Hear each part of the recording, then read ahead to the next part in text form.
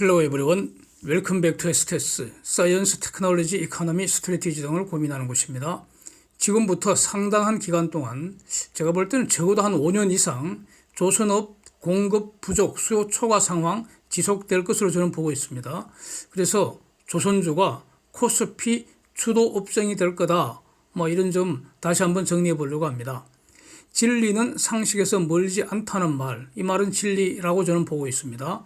Veritas lux mea, 이 라틴어인데 진리는 나의 빛이다, 이렇게 누가 저한테 알려줬습니다. 1978년도 그때 서울대 신입생 오리엔테이션 시간에 들은 말입니다. 갑자기 지금 생각이 나서 한번 써봤고요. 나의 빛인 그 진리를 알기가 매우 힘든데, 그런데 상식 근방에 진리가 있다는 그런 의미 아니겠습니까? 경험칙에 어긋나지 않는 것이 결국 논리적이다, 이런 말과 같은 걸로 그렇게 정리를 하겠습니다. 그런데 또 최근에 천재 충신, 그 한동훈 장관의 명언이 또 생각이 납니다. 딴 데서 인용한 명언이라는데 Common sense is not common. 몰상식이 너무나 판치는 세상이어서 상식을 발견하기도 힘들다, 그렇게 저는 이해가 됩니다. 이제 상식적으로 수요 공급 법칙을 조선업, 즉 선박에 대해서 한번 적용을 해보자고요. 그래서 모든 것의 출발은 수요입니다. 그렇죠? 그래서 경제학 교과서에 수요부터 설명을 하는 거 아니겠습니까? 수요에 반응을 하는 것이 공급일 것이고요. 선박의 수요는 요즘 어떻습니까? 지난 10년보다는 증가하고 있다는 겁니다. 대략 지난 10년 동안 선박 건조를 많이 안 했다는 그런 뜻입니다. 그러니까 지난 10년 동안 조선업은 극도의 불황이었다는 거 아닙니까? 다 이제 상대적이기 때문에. 그래서 지난 10년간 선박을 적게 만들었다는 것은 그 비교 기준은 그전 20년이라는 겁니다. 그전 20년 전보다는 지난 10년 동안 많이 줄었다는 겁니다. 그래서 선박 수요 증가인 논거가 뭐겠는가?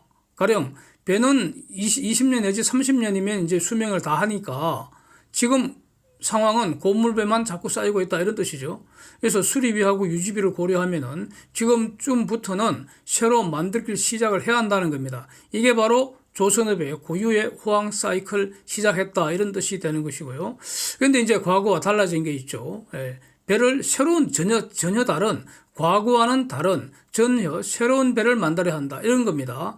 과거의 배는 지금 사용을 못 한다는 겁니다. 이게 바로 친환경 선박으로 새로 만들어야 한다, 이런 겁니다. 그래서 새로 만드는 배는 과거하고는 많이 달라졌다는 겁니다. 또 세 번째로 이 외에도 에너지 안보를 위해서 선박이 더 필요한 상황이 전개되고 있다, 이런 겁니다. 자, 이런 상황에서 선박 공급은 어떤가? 일단 이 선박의 속성은 공급 탄력성 매우 낮다는 겁니다. 가격 오른다고 해서 선박 공급이 단기에 늘어나지 않는다, 이런 겁니다. 마치 공급의 탄력성이 낮다는 점은 이거 부동산하고 유사하다는 겁니다. 그런데 과거 10년 전에 비해서 현재의 글로벌 선박 공급 능력, shipyard capacity라는 거, 이게 지금 대략 한 마이너스 40% 정도 감소한 상태라는 겁니다. 이거는 금년 초에 영국의 유명한 회사죠. 클락슨 리서치가 리포트 낸 거, 연례 리포트를 그때 제가 이걸 쭉 정리를 해서 23년 2월 26일자 영상으로 공유한 바가 있는데, 그래서 저런 상태라는 겁니다. 지금 글로벌 공급 능력은 40% 지금 감소한 상태라는 겁니다. 그래서 기본적으로 공급 부족, 수요 초과 상태라는 겁니다. 2009년도에 글로벌 대형 조선소 대략 한 320군도가 있었는데 현재는 한 131곳으로 줄었다는 겁니다. 팍 줄어버렸습니다. 수요는 급증을 하는데 공급은 줄었다는 거 아닙니까? 그리고 단기간에 공급을 대폭 늘릴 수 없는 상황이라는 겁니다. 지금 당장 조선소 대규모 신설, 정설 공사 한다 해도 대략 적어도 3년 이상 걸리지 않겠습니까? 그 다음에 이렇게 조선소 건물만 지어놓는다고 해서 전문 인력, 단순 인력이 아니고 전문 인력 문제는 그 기간에 해결이 안 될 거 아닙니까? 그래서 현재로서는 대규모 또 신정설 움직임도 지금 없는 것 같다는 겁니다. 이것이 클락슨 그 리서치의 보고 내용입니다. 그래서 이게 바로 지금 가령 반도체하고 완전히 다른 점이라는 겁니다. 예? 반도체 같으면 지금 그 신설, 정설 투자 전 세계적으로 엄청 일어나고 있지 않습니까? 예. 이렇게 공급은 한 40%가량 줄어들었는데 수요는 지금 또 늘어나고 있으니까 도대체 이 선박 시장이 지금 무슨 일이 벌어지고 있는가? 대략 한 네 가지, 한 5가지 정도로 이렇게 한번 정리를 해봤습니다. 첫 번째로는 대기 기간이 지금 급증하고 있습니다. 그래서 가령 이런 겁니다. 비빔밥을 주문을 했더니 20년 같으면은 한 2년 반 후에 배달이 되었는데 요즘은 주문하면은 적어도 3년 반, 대략 한 4년 정도 지금 기다려야 한다. 그래야지 배달이 된다 이런 겁니다. 대기 기간이 지금 급증을 했습니다. 두 번째로는 그러니까 신조선가 가격이 지금 지속적으로 상승하고 있습니다. 이건 너무나 널리 알려진 사실이고요. 저도 제가 그린 그림도 많이 소개를 하고 그랬는데 그래서 추가 설명이 필요 없고요. 다만 제가 언뜻 검색을 해보니까 저는 잘 모르는 블로그입니다. 페트로님이라는 그 블로그 그림 한번 보시죠. 저렇게 지금 가격이 올라가고 있습니다. 세 번째로 지금 사실상 대형 조선소는 한국의 3개사 뿐이죠. 삼성중공업, 현대중공업, 한화오션. 그리고 이제 현대사모도 대형 배는 만들지만은 규모는 좀 적고요. 그래서 결국 공급 능력 확충을 위한 수단이 단순 인력 증가시키는 것이죠. 그래서 해외 인력 수입이 지금 급증을 하고 있습니다. 특히 급증을 하고 있습니다. 그래서 조선 분야의 특례 규정까지 계속 만들어서 해외 인력 수입 뒷받침해주고 있습니다. 네 번째는 대규모 조선소 확장 공사 하는 대신에 가령 삼성중공업 같으면은 중공 조선소에다가 일부 하청을 주고 있죠. 이렇게 이제 이것도 일종의 공급 능력 확장하는 그런 대응 방식 아닙니까? 현대 같으면 필리핀에 과거에 투자했던 그 조선소 지금 다시 이제 가동한다는 그런 말이고요. 삼성중공업도 가령 나이지리아의 현지 조선소 지금 다시 좀 비교적 좀 더 활발해지고 있는 그런 모습이지 않습니까?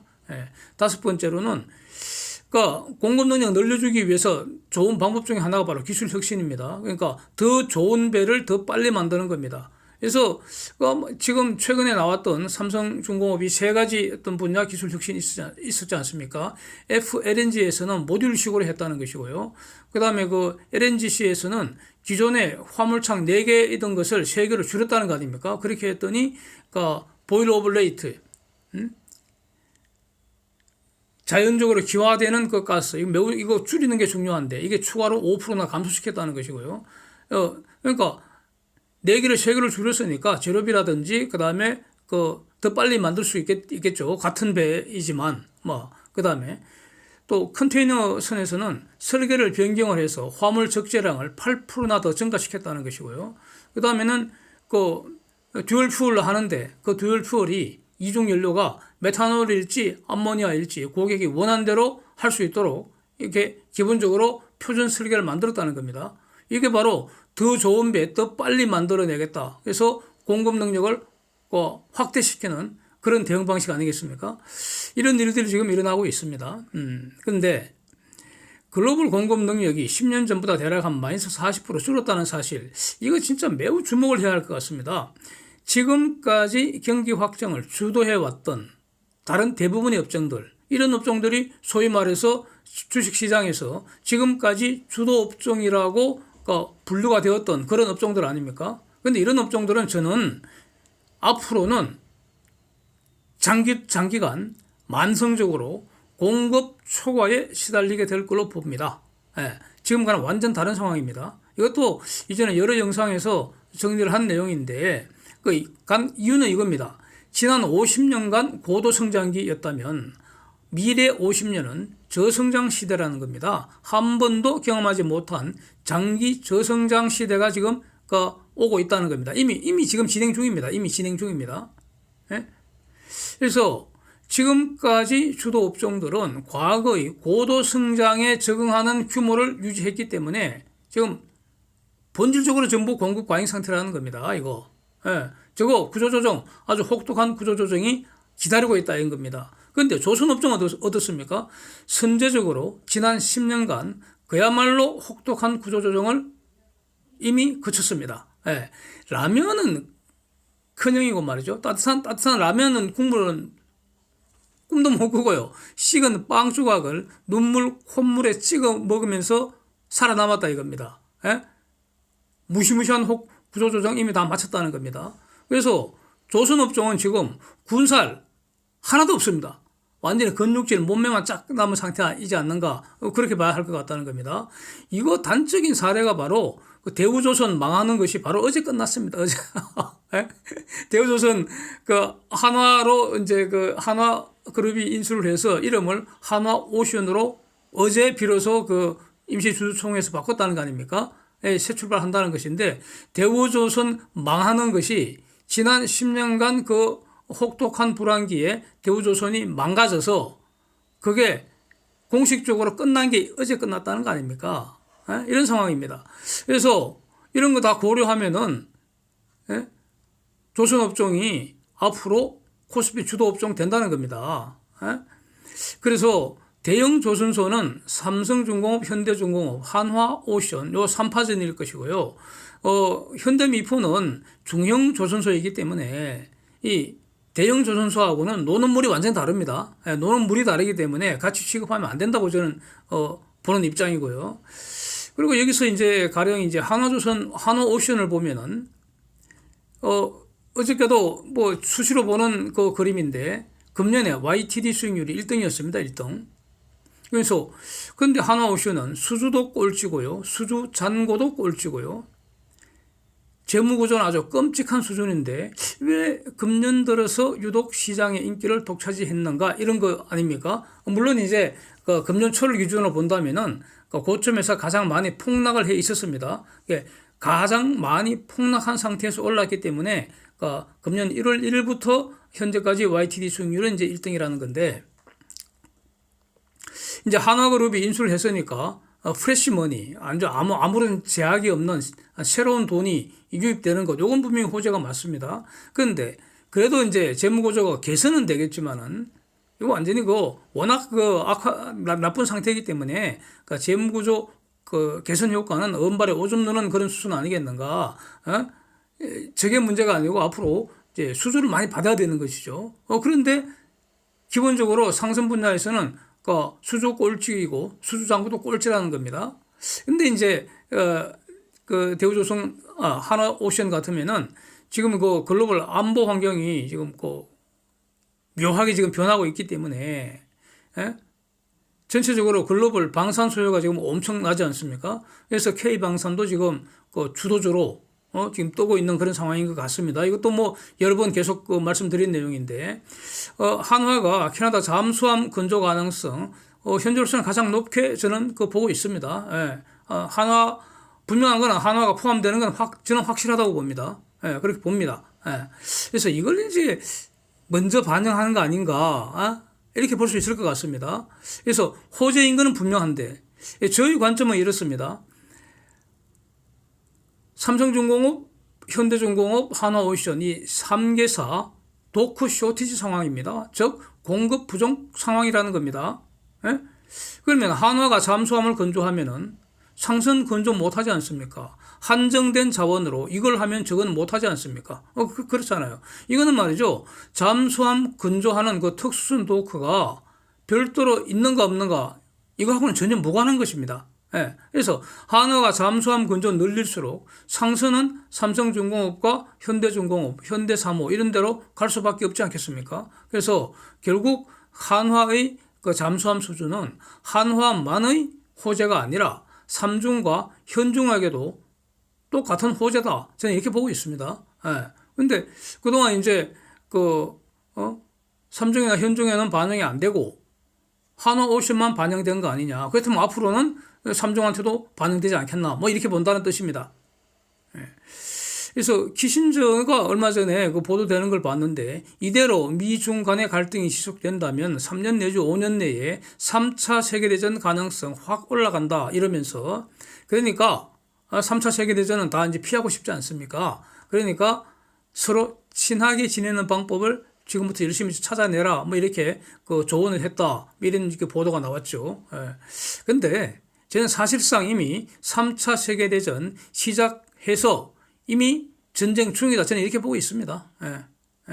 예. 이와 관련된 영상을 한번 올릴까 이렇게 여러 가지 생각을 했다가 좀 준비도 하고 하다가 안 올렸는데 키신저가 저 말을 했기 때문에 이 기회에 제 입장은 저는 3차 세계대전 이미 시작했고 진행 중이다 저는 이렇게 보고 있습니다. 문제는 확전될 거냐 이걸로 사그라질 거냐 요거라는 겁니다. 그러면 전쟁 중이라면 전쟁 특수가 무엇인가 이게 관심입니다. 아무리 치열한 전쟁 하더라도 투자는 해야 할 거 아닙니까? 전쟁 특수가 무엇이겠는가? 방위산업은 너무나 당연하고요. 너무 당연하고. 그러나, 그래서 지금 K방산 뜨는 거 아니겠습니까? 그러나, 조선의 이 선박도 매우 중요한 전쟁 물자라는 겁니다. 이걸 저는, 이걸 말씀드리고 싶다는 거죠. 잠수함이나 군함만 해당하는 게 아니고요. 이런 것보다도 더 중요한 것이 상업용 선박입니다. 컨테이너선 이런 거, LNGC 이런 거라는 겁니다. FLNG 이런 거라는 겁니다. 왜 그렇습니까? 잠수함하고 군함은 전투 장비죠. 전투 장비. 탱크나 비행기나 전투기나 똑같습니다. 장갑차나 미사일이나 전투 장비입니다. 모든 전투 장비가 전투 적합성 최적하게 유지하도록 그거 지속 가능하도록 보급을 책임지는 게 뭡니까? 그게 바로 상선입니다. 하여튼 이렇게 정리를 하면은 여전히 그래서 저는 그 삼성중공업 조선주중의 그 최고다. 저는 이렇게 정리를 한다는 뜻입니다. 범죄자가 말이죠. 범죄자는 도망가고 싶을 거 아닙니까? 그래서 본능입니다. 그래서 확실하게 영원히 도주하는 유일한 방법, 그건 자살하는 겁니다. 죽음 외에는 도망갈 방법이 없습니다, 이거.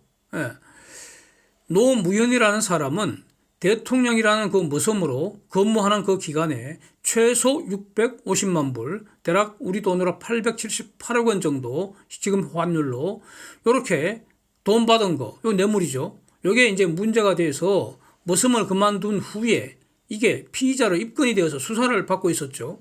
그런데 그런 경우에 노무현의 옵션은 두 개입니다. 두 개. 1. 무죄를 입증을 하든가 옵션 2. 뇌물죄로 처단되든가 이렇습니다. 만약에 뇌물죄로 처단되면 어떻게 됩니까? 뇌물 액수가 저 정도면은 제도로 하면 무기징역도 가능하겠죠. 받은 돈 몰수되겠죠. 그래서 최소한 수십 년 징역형 깜빵에서 노역질하면서 이 노년을 보내야 합니다. 그 다음에 그렇게 되면은 저 중대범죄면은 저 전직 대통령 예우도 박탈되는 거 아닙니까? 그러면 한마디로 옵션 2는 구질구질하게 폭삭 망하는 옵션입니다. 아주 구질구질해집니다. 그래서 노무현이 볼 때 옵션 1, 즉 무죄 입증은 불가능하게 보였겠죠.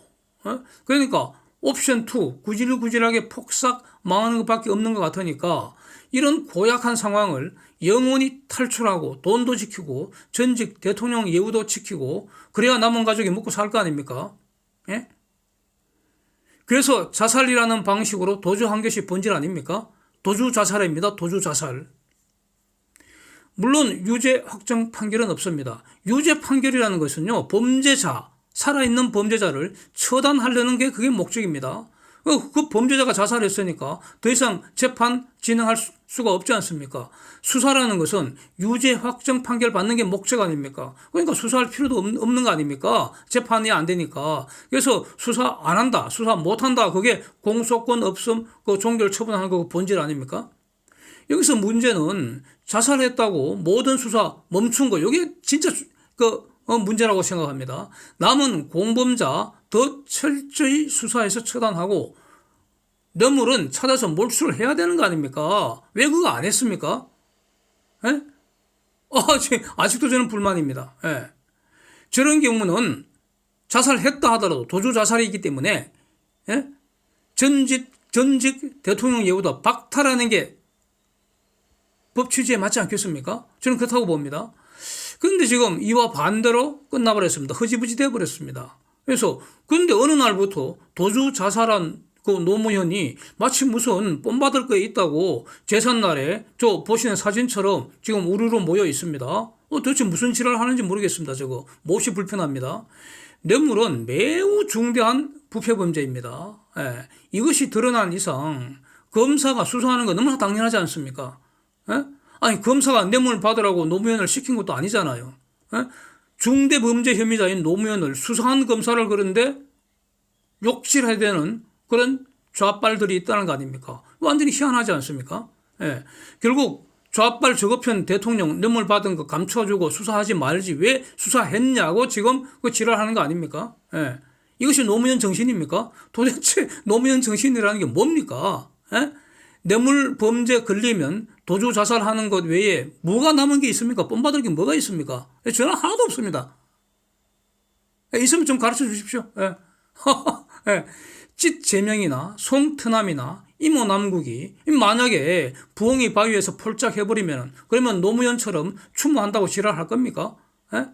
찢제명, 송트남, 이모남국하고 노무현이 다른 점이 뭡니까? 전 모르겠네요. 예. 그래서 도적 마귀떼들이 모여서 도주 자살한 그 도적놈 추모하거나 말거나 내버려 두고 말이죠. 그러면 되는데, 아이, 사진에 보니까 말이죠. 국힘에 김기현 대표가 왜 저 자리에 있는지, 도대체 몹시 불편합니다, 저는. 예. 용서나 관용이나 포용은 뭡니까?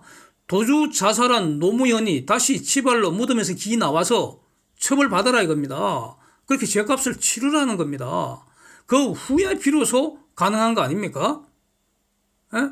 그래서 도주 자살한 노무현은 영원히 아웃되는 게 맞다고 저는 봅니다. 그게 상식이라고 봅니다. 예. Thanks for watching. See you next.